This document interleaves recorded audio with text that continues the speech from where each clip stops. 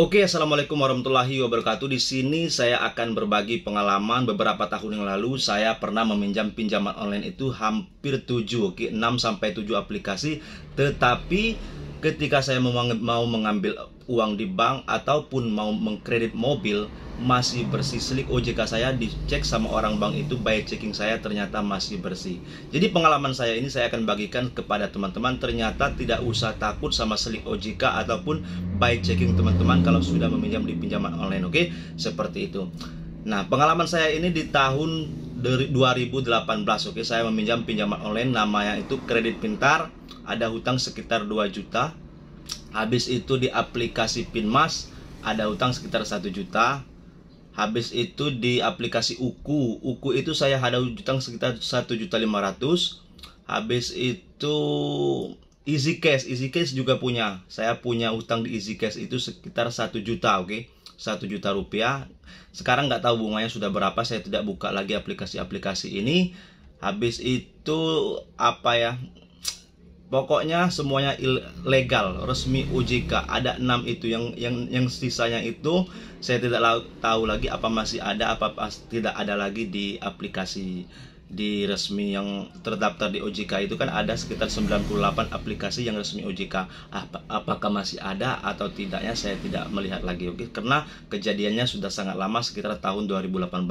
Awal mulanya saya meminjamkan pinjaman online itu hanya ingin coba-coba apakah bisa cair atau tidak, hanya menggunakan KTP saja, oke.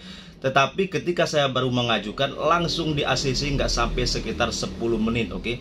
Habis itu langsung dicairkan, disetujui, uang masuk ke rekening saya pribadi. Jadi sangat gampang, sangat mudah, tanpa agunan kita bisa mencairkan uang di pinjaman online. Sedangkan kita mau meminjamkan pinjaman ke rumah orang tetangga ataupun ke saudara ataupun ke kemanapun sangat susah. Ternyata pinjaman online ini sangat-sangat mudah, hanya modalkan KTP, habis itu kontak darurat cuma 3, habis langsung dicairkan sama pinjaman online. Jadi sangat memudahkan bagi orang yang lagi kesusahan, oke. Jadi ini pengalaman saya pribadi. Ternyata saya kira itu akan bermasalah kemudian hari karena saya telat bayar. Karena saya telat bayar, tidak ada pekerjaan, habis itu nunggak untuk membayar. Jadi saya putuskan untuk meminjamkan ke aplikasi lain yang saya ajukan di aplikasi lain. Ternyata disetujui juga, yang bertuliskan OJK, resmi OJK. Jadi mereka sudah berizinkan OJK. Saya ajukan, ternyata bisa cair juga sekitar 2 juta rupiah. Setelah saya cair, karena saya namanya manusia, oke, punya nafsu, punya keinginan. Habis itu saya pinjam lagi beberapa hari kemudian ke pinjaman online yang lain, cair lagi, oke teman-teman. Saya pinjamkan ke tempat lain lagi, cair lagi. Hampir 6 aplikasi cair. Terus saya berhenti, saya mikirnya baik begini ya. Kenapa mereka memberikan pinjaman ini sangat-sangat gampang kepada orang yang tidak mereka kenal? Apakah mereka modalnya sangat besar? Ataukah ini ada trik, ada tujuan dari aplikasi ini ke depannya bagaimana? Apa mereka ingin mencuri data para nasabah, peminjam online? Apa mereka benar-benar ingin membantu masyarakat? Saya tidak tahu di mana letak dari kesungguhan dari pemerintah ataupun pinjaman online ini membantu masyarakat atau hanya ingin menjebak masyarakat. Seperti itu saya tidak tahu. Tetapi setelah saya lihat sekarang banyak kasus-kasus yang beredar di masyarakat, banyak. Ternyata pinjaman online ini banyak menjebak masyarakat, oke. Mereka banyak menjual data masyarakat. Habis itu tahu-tahu mereka sudah ada pinjaman online di tempat lain. Apalagi aplikasi-aplikasi ilegal yang tidak berizinkan OJK. Yang berizinkan OJK saja bisa mencuri data kita, apalagi yang ilegal, oke. Jadi kalian teman-teman semua, kalau seandainya sudah ada pinjaman online, silakan berhenti. Kalau tidak berhenti nanti akan ketagihan. Karena saya sendiri sudah merasakan ketagihan meminjam pinjaman online. Jadi teman-teman semua, jangan pernah berurusan sama pinjaman online ini kalau seandainya ingin hidup Anda tidak melarat. Banyak sekali orang yang melarat gara-gara pinjaman online, dicekik bunganya, bahkan menjual harta benda, aset-aset berharga untuk membayar pinjaman online, dikarenakan ditekan sama DC-DC pinjol. Kalau saya dulu ditekan sama DC-DC pinjol, saya tidak peduli.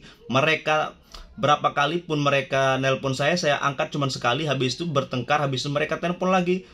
Saya ajak bertengkar karena saya tidak punya uang untuk bayar. Habis itu mereka menyerah, oke. Mau datang ke rumah silakan, saya di daerah, silakan saya tunggu. Saya bilang saya tunggu. Kalau kalian datang ada kopi atau rokok saya kasih. Seperti itu. Mereka ternyata tidak ada yang datang ke rumah. Bahkan sampai hari ini tidak ada yang datang ke rumah. Kalau seandainya mereka mau datang ke rumah, sudah jelas, sudah pasti tahu kan, alamat lengkap saya sudah ada. Seperti itu. Jadi tidak usah takut teman-teman kalau banyak desi-desi pinjol yang mengancam ingin datang ke rumah lah, ingin menelpon keluarga. Tidak usah dihiraukan, oke. Jangan pakai mental kerupuk ataupun mental tempe teman-teman semua kalau menghadapi desi-desi pinjol itu. Pakailah prinsip-prinsip, pakai mental baja. Ngapain takut sama desi-desi pinjol, oke? Seperti itu. Jadi saya harapkan pengalaman saya ini ambil hikmahnya, atau yang bermanfaat silakan share ke teman-teman yang lain. Jadi saya juga pengalaman banyak nggak bayar pinjol, saya galbaikan semua, ternyata aman juga sampai sekarang. Mau ngambil uang di bank pun masih aman juga, bersih.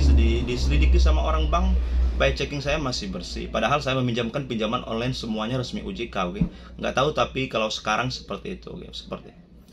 Jadi ini saja, oke, pengalaman saya. Semoga bermanfaat. Silakan subscribe yang belum subscribe ke channel ini. Siapa tahu ada manfaatnya, dan saya akan bagikan pengalaman-pengalaman lagi kalau seandainya teman-teman semuanya mensupport video ini. Terima kasih. Ini saja. Wassalamualaikum warahmatullahi wabarakatuh.